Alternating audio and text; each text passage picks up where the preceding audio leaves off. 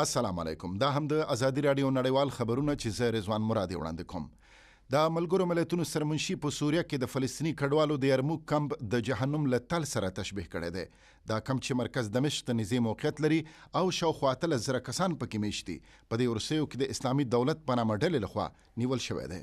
بان کی مون خبرداری ورکړ چې په دې کمپ کې ځای پر ځای شوي وسلوال او بهر ته د سوریې د ځواکونو موجودیت د یرموک د اوسیدونکو لپاره دوه سره توره ګرځېدلې ده.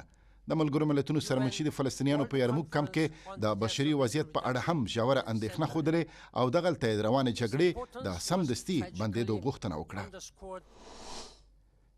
د امریکا او کیوبا د بهرنیو چارو وزیرانو په پاناما کې له یو بل سره وکتل. دا په تیر شاوخوا نیمه پیړۍ کې د دواړو هیوادونو ترمنځ د لوړې سطحې غونډه بلل شوې ده.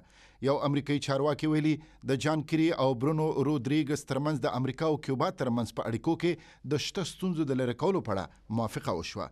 د امریکا ولسمشر باراک اوباما ویلي واشنګټن له تروریزم څخه د ملاتړ کوونکو هیوادونو له لیست څخه د کیوبا د لرې کولو په اړه خپله څېړنه پای ته رسولې ده او ډیر ژر به په دې اړه پریکړه اعلان کړي. او اسلام کریموف نن د څلورم پرله پسې ځل لپاره د ازبکستان د ولسمشر په توګه لوړه وکړه.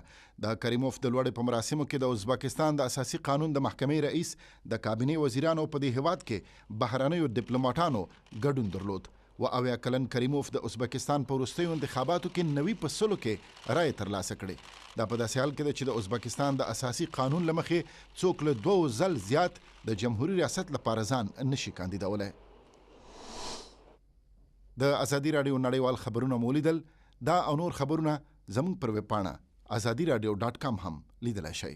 تر بیا د خدای پامان. ازادي رادیو